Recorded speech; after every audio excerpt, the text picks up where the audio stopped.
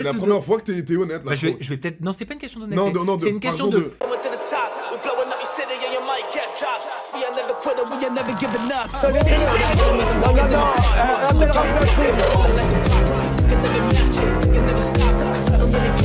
Vous fumez, monsieur. Le football, il a changé. Oui. Peut-être. Ouais, c'est Laurent Delamousse, bienvenue aujourd'hui pour une nouvelle vidéo et j'espère que tout le monde va bien, messieurs, dames. On se retrouve aujourd'hui pour la vidéo du mercredi, le milieu de la semaine, quand tu travailles, en tout cas, donc ça fait plaisir, on a fait le plus dur. Avant de partir pour cette nouvelle vidéo, c'est le moment de soutenir la chaîne et moi-même en mettant votre plus gros pouce bleu, votre meilleur commentaire. On n'oublie pas de s'abonner et d'activer la cloche pour pas rater les prochaines vidéos. On fait de même sur la chaîne principale, la chaîne Mousse, où hier je vous ai sorti une vidéo sur Jean-Marc Morandini. Allez soutenir, allez la regarder, liker, commenter, vous connaissez. Le lien est en description et en commentaire épinglé. On me rejoint sur Instagram, sur TikTok, sur Twitch pour pas rater les lives du dimanche soir à 21h30. On va chercher à boire un manger sous malaise et moi je m'occupe du reste. En ce moment, le président des États-Unis, Donald Trump, est en feu et pas forcément dans le bon sens. On sait que ça chauffe au Groenland et il a fait un conseil alternatif à l'ONU, ce qu'il a appelé le Conseil de paix. Sauf que certains chefs d'État refusent de rejoindre le Conseil de paix, dont notamment notre président Emmanuel Macron. Et ça, Donald Trump, il a pas du tout kiffé. Que répondez-vous à Macron qui a dit qu'il ne viendrait pas au Conseil de la paix?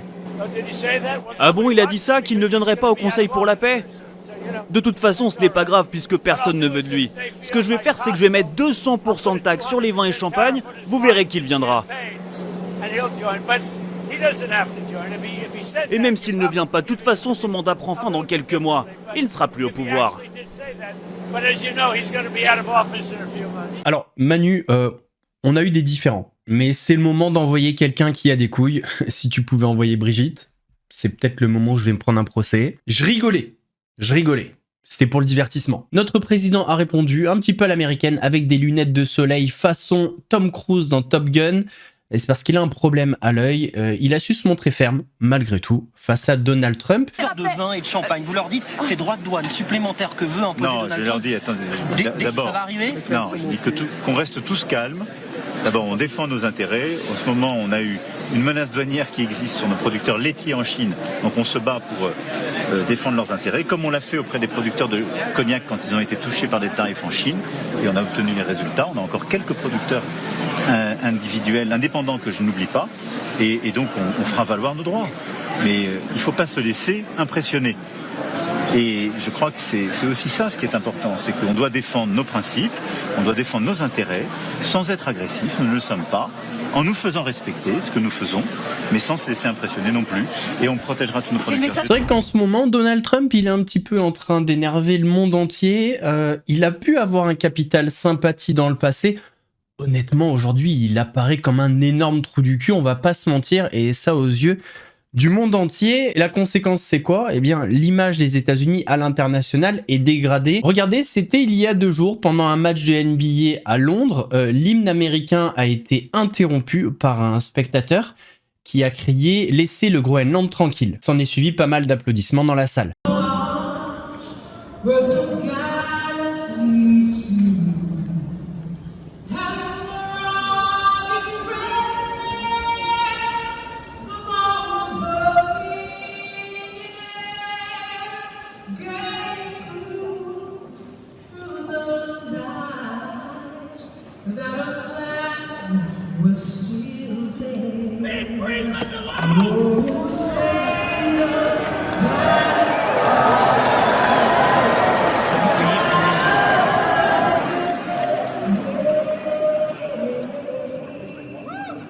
Sur le plateau de CNews, il y a un chroniqueur qui n'a absolument pas apprécié le fait qu'Omar Sy aille voir la Coupe d'Afrique des Nations entre le Sénégal et le Maroc. Le Sénégal a gagné. Il n'a pas aimé qu'Omar Sy, en fait, aille voir la victoire de son pays d'origine, qu'il aille dans les vestiaires fêter cette victoire. Je vous laisse écouter. Je suis désolé, le fait que Omar Sy, qui est quand même dans le classement du JDD, la 3e personnalité préférée des Français, soit présent au stade du Maroc et fasse la fête avec les joueurs du Sénégal dans les vestiaires. Il a le droit, mais ça pose une question, ça fait une réflexion sur notre capacité à assimiler, parce que Omar Sy, il est français, mais si même un des Français les plus appréciés du peuple français doit doit et a le besoin d'aller célébrer la victoire de son pays d'origine, ça pose question sur notre méthode d'assimilation. Pour moi, c'est deux sujets. Alors c'est quelque chose que je ne comprends pas du tout. Je pense que le problème avec Omar Sy, il est plus profond. Il s'était exprimé avec l'affaire Naël, par exemple. Enfin, en fait, il y a plein de trucs, mais on va revenir précisément sur les origines. Ça arrive dans tous les pays. Les Américains irlandais d'origine sortaient le drapeau de l'Irlande. Ça a toujours existé. En France, quand il y a le Portugal qui joue, il y a plein de Portugais d'origine qui vont supporter le Portugal et ça pose pas de problème. Il me semble qu'Omar Sy a le droit d'être fier de ses origines. Personnellement, je m'en fous de mes origines, mais si des gens sont fiers, ils ont le droit. La question, et ça, faut lui poser à lui, est-ce qu'il est fier d'être français? S'il l'est, aucun problème. Et il y a un truc que j'aime pas dans ce discours, c'est qu'il y a certaines personnes qui sont très fières d'être français et qui sont fiers de leurs origines aussi. Et si on a des discours comme ce chroniqueur, en fait, ils vont se dire en fait, je serai jamais accepté. Je ne serai jamais français. J'ai pas le droit d'être fier de mes origines, alors qu'il est très fier d'être français. Et du coup, on va exclure des personnes qui se sentent très bien en France, qui se sentent français. Et il n'y a même pas de débat avec ça. Et ça, je trouve ça dommage et très dangereux. On est tous ensemble. Peu importe nos couleurs, nos religions, nos poils sur les pieds. Tant qu'on est fier d'être français, on est tous ensemble. D'ailleurs, sur le plateau de CNews, ça vous l'avez vu pour ceux qui ont vu la vidéo sur Jean-Marc Morandini, Sonia Mabrouk s'est exprimée plus ou moins, on va dire. Elle a dit certaines choses, mais elle en a pas trop dit non plus sur l'affaire Jean-Marc Morandini. Morandini soit maintenu sur l'antenne de votre groupe, alors même qu'au nom de l'exemplarité nécessaire, vous aviez dit les dirigeants de ce groupe dans le passé que le jour où la condamnation définitive serait prononcée, et ça a été le cas pour un motif qui était important en termes de valeur, en termes de principe, la corruption de mineurs.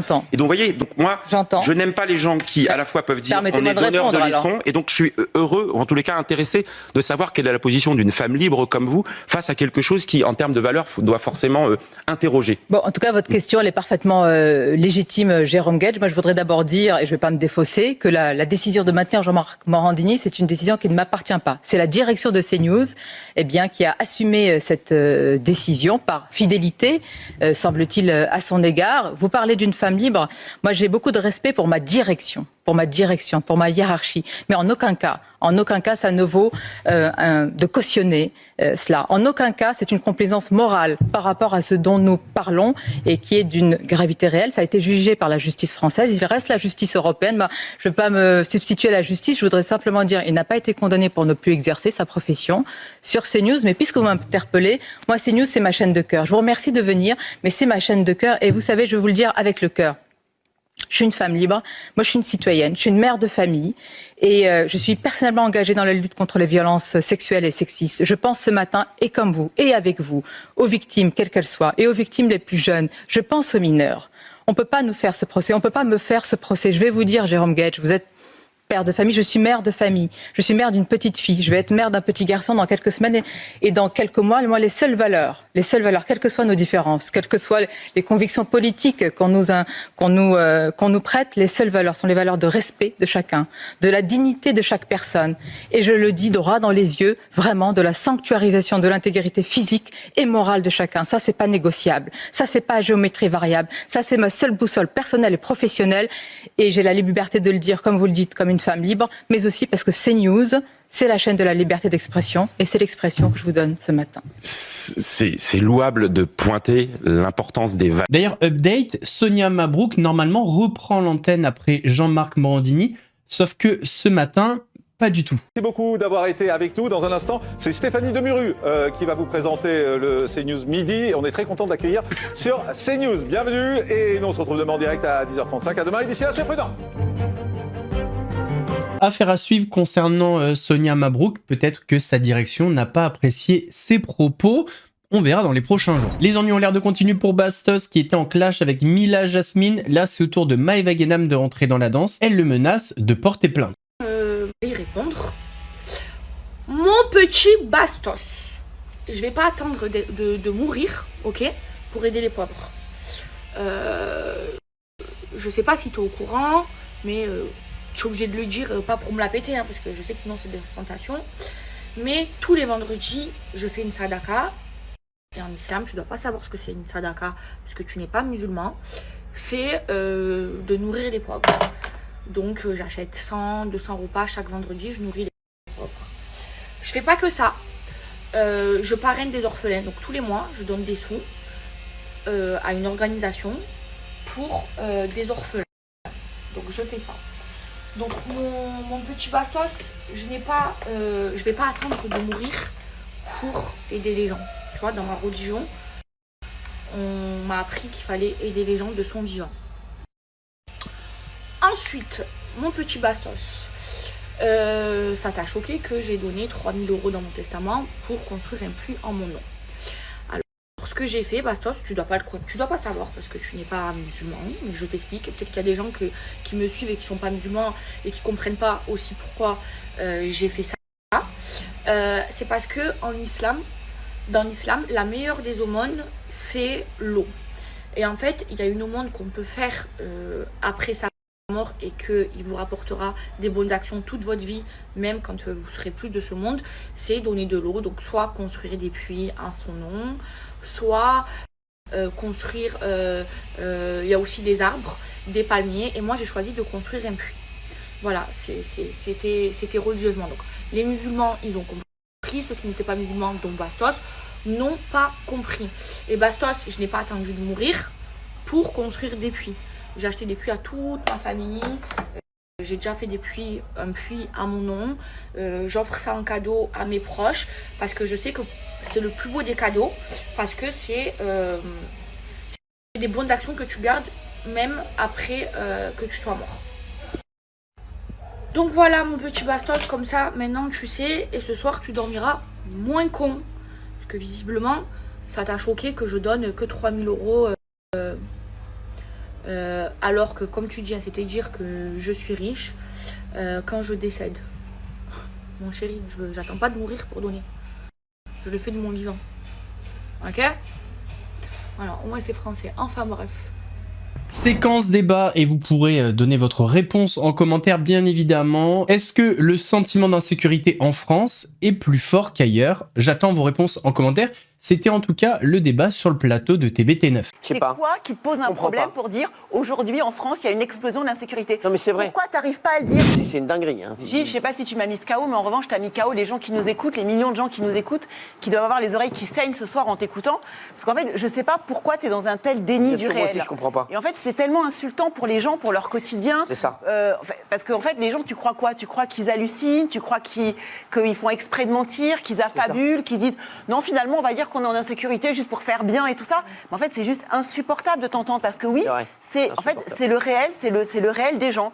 Je te parle même pas du fait que la France est un pays envahi par le narcotrafic. Je te parle même pas de l'antisémitisme avec les agressions partout. Je te parle même pas des agressions faites aux femmes. Je te parle même pas des incivilités permanentes. Je te parle même pas de l'explosion que j'ai sortie là aussi des cambriolages et des vols dans les maisons avec violence. Je crois qu'il y a un chiffre non plus.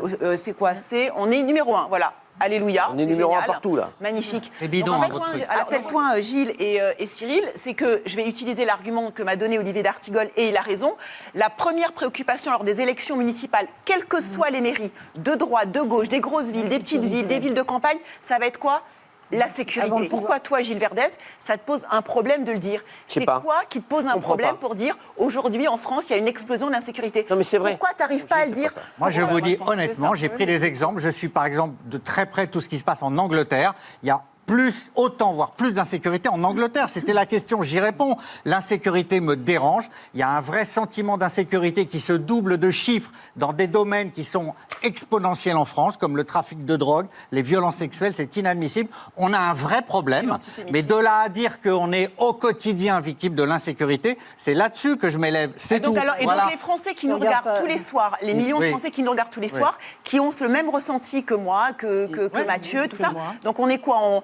On hallucine, je me permettrai pas. Non, mais alors, pourquoi ils ressentent ça? Peut-être qu'on hallucine. Pourquoi tous ces millions de Français ressentent ça? Pour toi, c'est un ressenti quand on te sort des chiffres. Pourquoi tous les maires qui vont partir en campagne, là, tous les candidats, ils vont mettre en premier la sécurité et l'insécurité? Pourquoi? À ton avis, pourquoi? Il y a un problème d'insécurité dans le monde entier, dans l'Europe entière, pas qu'en France. Il y a un problème d'insécurité. Mais ça, c'est les chiffres. Je vous l'ai dit, l'indice mondial de la paix, c'est bidon. Arrêtez de me saouler avec vos chiffres. Samzira a reçu plusieurs fois Adé Laurent sur son plateau. Là, c'est l'inverse. Adé Laurent a reçu Samzira. Ils ont parlé de Dylan Thierry. Et honnêtement, ça fait du bien d'entendre Sam Zira sans langue de bois en parlant de Dylan. Les contenus, je déteste. Les contenus qu'a fait pendant très longtemps Dylan Thierry, justement, où il partait Zarma, association caritative, etc. Bah ouais, je suis désolé, mais ça, c'est des choses que je déteste et je trouve que ça puait l'hypocrisie. Voilà, tu vois, là, je te réponds. Là. Putain, Mazel Tov, hein. Ben oui, parce que t'as bien orienté ta question. Voilà, c'est la première fois que t'es honnête, là. Bah, je vais peut-être. Non, c'est pas une question d'honnêteté. Non, c'est une question de comment tu formules ta question, je te réponds en fonction. Ok. Donc pour toi, alors mais j'ai une question à te poser. Imagine c'est vrai ce qu'il fait. J'ai une question. Imagine il fait tout ça, il y a pas de truc, il est cagnotte, il s'en bat les couilles, il a tout donné, il est bien. Pour avoir bien étudié le sujet, je te répondrai que je trouve qu'il y a plus que des zones d'ombre et que c'est pas pour rien que la justice elle met son nez dedans aujourd'hui. Voilà, et je pense qu'on a vu aussi, on a assisté à des choses sur les réseaux sociaux qui ont choqué plus d'une personne. Voilà, donc dans ce cas-là, on est tous un peu fous et on pense tous peut-être un peu. Non mais attends, mais je vais être dans ton sens. En termes de contenu, tu me parles en termes de contenu. Moi j'ai toujours trouvé un peu hypocrite ce contenu. Quel contenu? Le contenu de Dylan. Moi je suis d'accord avec toi. Et bah alors? Ah non. De toute façon, t'aurais le droit de pas être d'accord. Ouais, bien sûr, mais moi j'ai toujours trouvé ça un petit peu hypocrite le délire. Voilà, mais ce que je veux te faire comprendre, Adé. Attends, j'ai une question, juste j'oublie. T'es fèche? Alors mon père est juif, ma mère est catholique. Ah ok. Ouais. Parce que je me disais... Je suis né avec la double culture. Owen du local Narutovi reprend les lives sur YouTube. Il est toujours en roue libre. Voilà, il continue à dire des dingueries. Il menace même des personnes qui viendraient lui parler éventuellement dans la rue en lui disant qu'il a déconné, de les égorger. Voilà, rien que ça. Par contre, il dit un truc intéressant. Lorsqu'il y a eu le décès de JP, Drake et Adam Ross s'étaient engagés à payer les frais concernant son enterrement et tous les frais annexes. Aucun des deux n'a rien fait. Tout le monde s'en bat les couilles de JP, tout le monde s'en bat les couilles. C'était juste un gros drama, l'actualité. Personne n'a rien fait pour JP. Personne. Je vous explique, Drake n'a jamais envoyé un message à la famille, il n'a jamais essayé de contacter qui que ce soit, il n'a rien payé du tout. Sa mère la pute à lui, il n'a rien payé du tout. Adin Ross, il n'a rien payé du tout. C'est des beaux parleurs, ils sont juste là pour faire... Comme je vous ai dit, les gens ils sont là pour surfer sur ce qui se passe. Ils s'en battent les couilles. Voilà, au moins vous le savez. Kamoff, ce petit fils de pute. Par exemple, faut pas que je parte en couille. Lui, faut pas que je le croise. Au premier degré. Le mec a fait une vidéo. Écoutez, il a fait une vidéo. Il prend un mec que personne connaît, il le floute, il dit que c'est un ami de JP. Et le mec, il dit quoi? Ouais, il était pas bien, il était harcelé. Du mensonge sur une histoire comme ça. Mais vous vous imaginez la dinguerie? Le mec, on le connaît pas, il a jamais vu JP de sa vie. Est-ce que vous vous imaginez une seule seconde? Les gars, c'est une histoire qui fait le tour du monde. On est accusé à tort, on n'a rien fait. On est une bande de potes. Frérot, et t'as ce fils de pute qui fait une vidéo comme ça. Quoi d'autre? 7 à 8 qui invite un mec de l'armée que personne connaît, même sa famille, il connaît pas. Les gars, c'est plus fort que moi. Des fois, je me dis, mais comment c'est possible? L'humain, il peut être méchant. Le mec il dit ouais je suis un ami de JP de l'armée, il montre une photo, on voit même pas JP, on voit un bout de lunette, il dit c'est JP là derrière, le poteau, il est là face caméra, il dit ouais je pense qu'il m'envoyait des messages, mais ça se voyait que c'était pas lui qui m'envoyait des messages. Mais fils de pute, montre-les les messages, ta grand-mère. TF1 c'est un truc de fou, insulte pas frère, les gars je vous jure, oh la tête de ma mère. Vous avez vu tous les gens sur internet qui parlent, qui critiquent, je sors hein, la tête de homme je sors, je vais en ville, je vais partout. Je vous explique. Il n'y en a pas un qui m'a dit un truc. Pas un. Et la tête de WAM. De toute façon, je vous explique. Au moins, c'est clair et net. Je suis arrivé à un stade dans ma vie, j'ai rien à perdre. Frère, voilà, j'ai rien à perdre. Tu sais, c'est un peu, je passe une épreuve de ma vie où vas-y, frère, j'ai rien à perdre. On a peur que de Dieu, frère. Voilà, il y en a un, il vient me dire un truc travers, je lui tranche la gorge. Voilà, au moins, c'est clair et net et précis.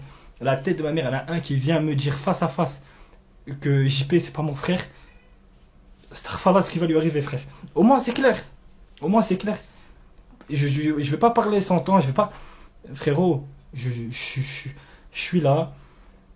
Je suis tranquille dans mon coin. Nique ta mère, fais ta vie, parle de ta vie.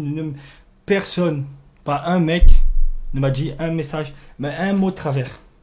J'ai donné l'adresse à 1 milliard de personnes qui m'ont insulté, je leur ai donné une adresse. 1 milliard de personnes. Dans ce même live, il se plaint d'avoir été démonétisé par YouTube et de ne pas avoir eu de réponse. Pas sûr que tu sois monétisé de nouveau. Hein. c'était peut-être pas les meilleures paroles à avoir pour aller dans ce sens. Ça fait longtemps que je vous ai pas emmerdé à la fin d'une vidéo, alors je vais vous mettre 4 minutes de poupette, voilà, c'est cadeau. Elle va vous expliquer qu'elle a fait le tour du monde, que la France c'est pas ouf, la sécurité, tout ça, alors qu'on se rappelle qu'elle est allée en prison parce que justement elle a envoyé des gens pour récupérer de l'argent, et elle va vous expliquer qu'elle préférerait vivre à Dubaï, que la France c'est fait pour les personnes qui vivent des aides. C'est cadeau, c'est pour moi. Mes poupettes. Alors en fait, je reçois... Désolée, je sais pas ce que j'ai mal au nez. Désolée. Aujourd'hui, j'ai mal au nez. Je suis arrivée, je dis à Tommy, j'ai mal au nez. Là, je suis partie signer. Je devais signer hier, mes poupettes. C'est la première fois que je signe avec un jour d'écart. Donc... Je voulais vous dire un truc parce que je reçois plein de messages sur un truc. Mes poupettes, putain, il me saoule ce téléphone. Mes poupettes qui me disent, pourquoi, Kenza, tu veux absolument repartir à Dubaï? Alors en fait, c'est pas que je veux absolument repartir à Dubaï, parce que la France, c'est... Je vais vous dire un truc, je vous parlais français. Moi, j'ai toujours dit qu'on ne se sentira jamais chez nous qu'en France. La vérité, je le dis, je le répète 1000 fois, j'ai fait le tour du monde, j'ai habité à Dubaï, quand j'étais jeune, j'ai habité au Maroc pendant 2 ans, et plein de choses. Et la France m'a toujours manqué. Parce qu'on est né ici, parce qu'on est des Français, parce que tout ça. Moi, j'ai un problème... autre part, j'ai un problème avec le système français.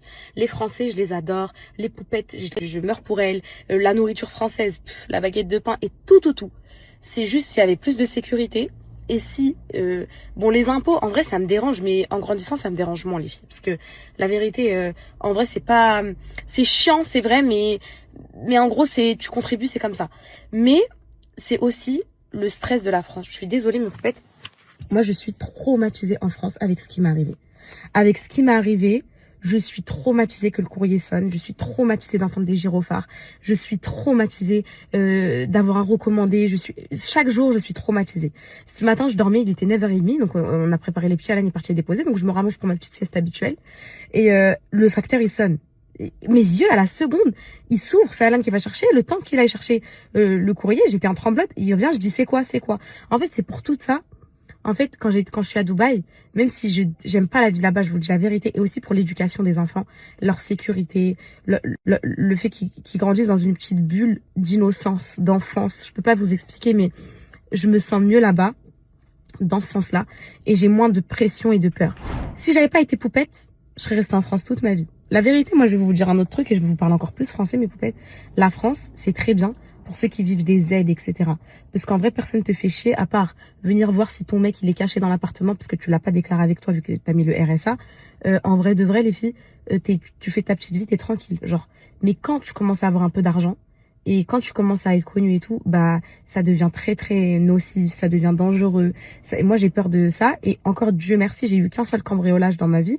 Je vais pas me porter l'œil, mais tout ça, c'est des choses qui me font peur. Même si j'ai les caméras à la maison et tout, c'est des choses où je suis effrayée. L'autre fois, j'ai pris le train, regardez, je suis effrayée de me faire agresser.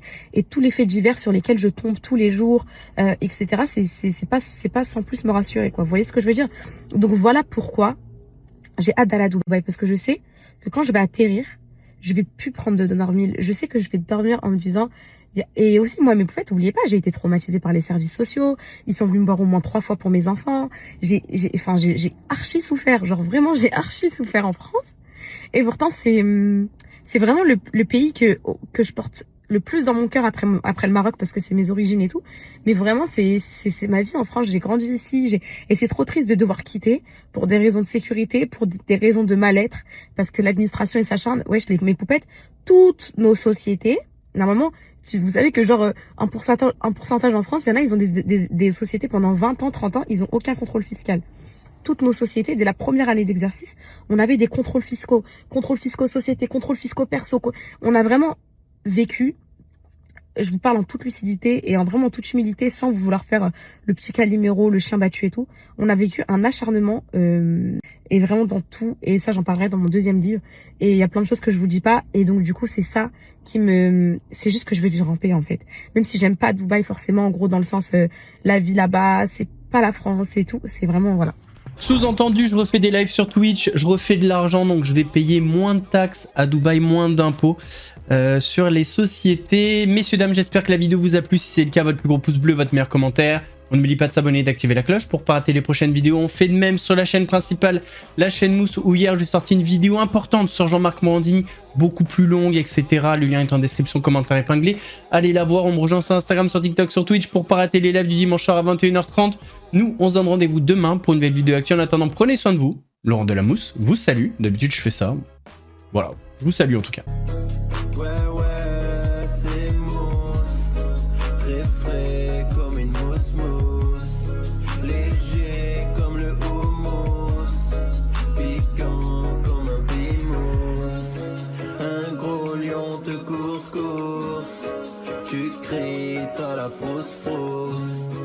J'arrive à la rescousse. Regarde, ouais, c'est moi.